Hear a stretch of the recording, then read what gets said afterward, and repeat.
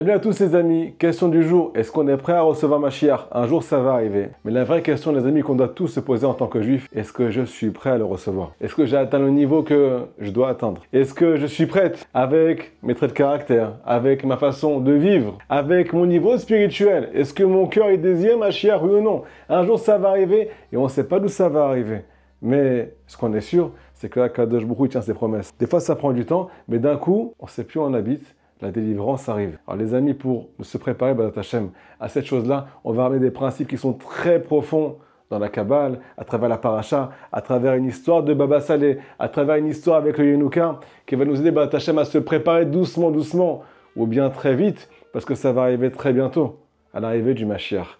Les amis, c'est parti. Ce cours est dédié B'ezrat Hashem pour le Zivug Hagoun, pour un magnifique mariage, pour Jessica Esther Bat Sarah, un magnifique mariage de la sainteté, dans la joie, et B'ezrat Hashem, un foyer rempli de Gdusha, toutes les brachot de la Torah, Amen Ken Yeh Ratzon. Alors, comment ça commence ce cours? Tout simplement, il y a des jeunes qui sont venus voir le Yenouka, et ils ont posé la question, Rav, est-ce qu'il faut aller doucement quand on veut se rapprocher d'Akadosh Baruch Hu? Vous savez tous les amis, il y a des tentations énormes aujourd'hui, des fautes qui sont énormes. Et tout le monde se pose la question, pour me séparer de la faute, me séparer de ce qui m'enchaîne et ce qui m'éloigne d'Hachem, est-ce qu'il faut aller doucement, question de la vie, ou bien il faut aller très rapidement et ne surtout pas perdre de temps? Écoutez la réponse du Yenouka, elle est juste magnifique et c'est vraiment ce qui a marqué dans la paracha. C'est vraiment la providence divine, ce que je suis en train de vous dire aujourd'hui. Le Yenouka a répondu, qu'est-ce que tu vas faire, toi qui me poses la question, si jamais il y a un terroriste qui vient te courir après avec un couteau et qui veut t'assassiner?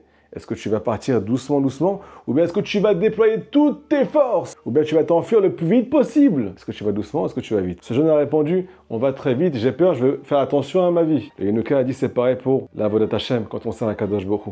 Si tu vas doucement, alors tu vas être un coup à gauche, un coup à droite, mais jamais tu vas sortir de ce qu'on appelle ta zone de confort. Jamais tu vas réussir à évoluer. Comment tu vas recevoir Mashiach? Écoutez cette histoire les amis, une histoire qui m'a brisé le cœur, mais qui m'a donné des pincements au cœur. Ma femme, quand elle était au séminaire, Ishtabach Haboré, il y avait une rabbinite là-bas qui leur enseignait la beauté de la sniout. Et toutes les filles, à chaque fois, elles posaient la question à la rabbinite. Rabbinite, est-ce que mes vêtements, ils sont sniout? Est-ce que je peux sortir comme ça dehors? Est-ce que c'est bien? Est-ce que c'est pas bien? J'ai un doute. Qu'est-ce que la rabbinite répondait? Elle répondait tout le temps. Tu peux toi-même répondre à la question. Si Mashiach arrive demain, est-ce que tu te présentes comme ça devant lui, avec cette tenue-là? Si tu penses que oui, tu peux sortir comme ça, ma fille. Si tu penses que non, ça veut dire que ton vêtement, il n'est pas sniout. Tu sais très bien à l'intérieur de toi ce que tu as arrangé, ce que tu n'as pas arrangé. Les amis, je vous raconte ça parce que c'est vraiment la question de la vie. Est-ce que je suis prêt à recevoir comme ça aujourd'hui? Avec ma façon de voir la vie, avec ma façon de prier, avec ma façon d'étudier, avec ma façon de réparer mon bris, de réparer mes yeux, réparer ce qu'on appelle la sniout. Mes midot, est-ce que je ne suis pas trop coléreux? Est-ce que je ne suis pas trop orgueilleux? Est-ce que je ne suis pas trop paresseux? Est-ce que je suis prêt, oui ou non? Si tu es prêt à recevoir Mashiach comme ça veut dire que tu n'as plus aucun problème. Sinon, ça veut dire qu'on doit vite, les amis, se prendre en main parce que ça va arriver d'un coup. Et on ne sait pas d'où ça vient. Écoutez ce que mon fils m'a dit ce matin. Il a dit à ma femme, maman, tous les jours je prie, il est au Gan, Baruch Hashem, Hamoud. Il a dit à ma femme, tous les jours je prie que Mashiach il arrive. Après, il a dit non, j'ai envie de voir Hachem lui-même. Qu'est-ce que ça veut dire? Ça veut dire que le petit enfant, il est conscient plus qu'un adulte. Deuxièmement, il ne veut pas comme Mashiach. Il veut la rencontre avec Akadosh Baruch Hu. Les amis, on a parlé de notre rencontre avec le Messie. Mais imaginez-vous quand notre Neshama elle va monter dans les mondes supérieurs et qu'elle va arriver devant le Maître du monde. Excusez-moi, je suis un petit peu ému. Et là, on va le voir. Enfin sa beauté, enfin sa lumière, enfin la vérité qui va éclater. Tous les gens qui ont une mort clinique et témoignent d'une seule chose, chaleur. Amour, regret intense. Pourquoi j'ai fait ça? Pourquoi j'ai été là-bas? Pourquoi je ne me suis pas retenu? Pourquoi je n'ai pas été assez fort? Combien de regrets? On leur a donné plusieurs conditions pour revenir sur Terre. Faire teshuva, bien entendu. Et deuxièmement, raconter ce qu'ils ont vu. Il y a des milliards d'histoires qui parlent de ce qui s'est passé là-bas. Pourquoi je vous raconte ça, les amis? Parce qu'il faut préparer ce rendez-vous. Ce rendez-vous, ce n'est pas un rendez-vous d'angoisse. Contrairement à ce que le monde entier déclare, c'est le plus grand rendez-vous du monde. C'est le rendez-vous où tu vas retrouver ta source, tu vas retrouver ce qu'on appelle l'apaisement. Mais cet apaisement, il se mérite. Il y a une préparation énorme à faire dans ce monde. Alors les amis, question du jour, pourquoi on n'arrive pas à se prendre en main? Pourquoi on a du mal à se préparer malgré tout ce qu'on est en train de dire jusqu'à présent dans ce cours? à ce qu'on appelle la venue du Mashiach. Préparer notre trait de caractère, réparer notre trait de caractère, fuir le mal, arrêter de fauter, étudier beaucoup plus la Torah, faire beaucoup plus de chesed dans ce monde. Pourquoi les amis on a du mal? Nous dévoile Rabbi Nachman de Breslev un secret qui est immense, qui peut changer toute notre vie. On a pitié de nous-mêmes. Mais de quoi on a pitié? On n'a pas pitié de notre avenir, on a pitié de notre confort. On a pitié de nos désirs. Si j'arrête de kiffer, je vais mourir, Hachem. J'ai besoin de ma dose, Hachem. Si je travaille Shabbat, je vais pas avoir la parnassa, Hachem. Si jamais j'arrête de mettre en colère, mais les gens, ils vont pas me respecter. J'ai pitié de moi. Si jamais je commence à changer ma vie et faire un pas vers toi, papa, mais je vais plus être considéré parce que je fais ta volonté. Alors j'ai pitié de quoi? J'ai pitié en fait de ma zone de confort. J'ai pitié de mon imagination. On n'a jamais vu quelqu'un qui se met en colère, les amis, qui a ce qu'on appelle le chambaït à la maison. On n'a jamais vu quelqu'un qui faute et qui est heureux. Tous les gens qui fautent, ils sont malheureux, ils ont mal à l'intérieur parce qu'ils sont juifs. Leur neshama, elle crie. Elle te dit prépare-toi à ce qui va se passer. Prépare-toi avec amour, avec sincérité, avec apaisement, sans angoisse. Mais juste prépare-toi. Les amis, qu'est-ce qui se passe? Une pitié énorme. Maintenant, imaginez-vous les amis. On entend d'un coup, dans la rue, le son du chauffard. Tout le monde se pose la question, est-ce que je suis en train de délirer? Ou bien je ne délire pas du tout. C'est vraiment le son du chauffard, du Mashiach. Et là, tout le monde se prépare, tout le monde se précipite. Et d'un coup, Mashiach va rencontrer tout le Ham Israël. Il va poser la question à chacun de nous. Mon fils, ma fille, Ishtabar Shemo, combien tu es belle, combien tu es beau. Qu'est-ce qu'elle est belle, ta neshama. Comment ça se fait qu'avec une neshama aussi grande, tu n'as pas atteint le niveau que tu devais atteindre? Là, les amis, il va nous poser la question, Mashiach, pourquoi tu n'as pas eu pitié de toi? Là, on va lui répondre, les amis, ce qu'on a répondu au début du cours, au nom de Rabbi Nachman de Breslev.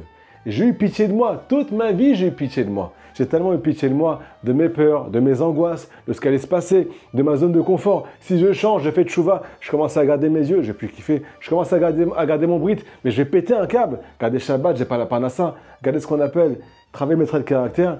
Mais les gens, ils vont me marcher dessus. Donc, j'ai pas voulu, j'ai eu pitié de moi. Et là, Mashiach va nous répondre, si tu as vu la bonne pitié, celle qui prépare l'avenir d'un juif, celle qui construit un juif, celle qui change toute la vie d'un juif, tu n'auras eu aucun regret aujourd'hui. Tant les amis, si on écoute le conseil du Henouka qu'on a dit au début du cours, qu'il ne faut pas aller doucement, il faut aller très vite et pas avoir pitié de nos sentiments qui sont éphémères, avoir pitié de notre avenir, à quoi on va ressembler dans 10 ans. À quoi on va ressembler après 120 ans? Est-ce que tu vas avoir une vie qui est magnifique, une vie construite, ou bien une vie qui est partie un coup à droite, un coup à gauche, parce que tu avais des changements d'humeur? Si on va vite, les amis, on va sortir de notre exil. Vous connaissez Baba Saleh? Il y a un juif qui n'arrivait pas à faire Shabbat. Il était sur chaise roulante, complètement handicapé, pendant plusieurs années, rien à faire. Tous les médecins ont baissé les bras. Ils l'ont ramené chez le tzaddik Baba Saleh. Le Baba Saleh lui a dit, mon fils, tu veux te lever du fauteuil roulant? Il a dit oui, tzaddik, j'attends que ça, on fait que prier. Il a dit, mon fils, est-ce que tu gardes Shabbat? Il a répondu non. Alors il a dit, mon fils, je ne peux pas te bénir. Mais si tu gardes le Shabbat, alors tu vas te lever du fauteuil roulant. Est-ce que tu prends la décision? Ça lui a pris du temps pour prendre la décision, les amis. Mais à la fin, il a accepté. Baba Saleh lui a dit, lève-toi. Ça faisait plusieurs années qu'il était assis. Et il s'est enfin mis debout. Il a commencé à marcher. Tous les gens qui étaient là-bas, ils étaient complètement choqués, les amis. Pourquoi? Parce qu'il a été vite. Parce qu'il a pris une décision qui était dure pour lui. Alors les amis, sachez que celui qui veut être délivré, il faut aussi prendre la décision et s'enfuir le plus vite possible de tout ce qui nous fait du mal dans la vie. Et ce secret est marqué dans notre paracha. Le peuple d'Israël a été délivré après plusieurs centaines d'années.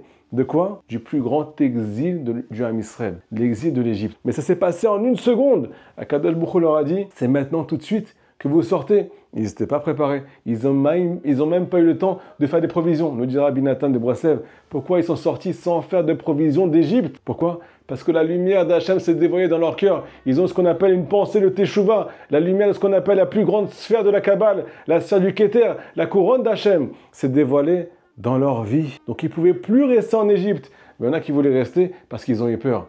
Mais ceux qui ne sont pas restés là-bas, c'est ceux qui se sont enfuis. Ils n'ont pas pris leur temps. Les amis, pourquoi? Pourquoi Hachem nous dit ça dans la paracha? Qu'ils n'ont pas fait de provision. Me dira Rabbi Nathan de Breslev. Parce que toi aussi, quand tu reçois la lumière d'Hachem dans ton cœur, qui te dit, mon fils, ça y est, lâche. Ça y est, commence à construire ta vie. Commence à construire ton couple. Arrête de souiller ta neshama. Arrête de te souiller. Pareil, ma fille.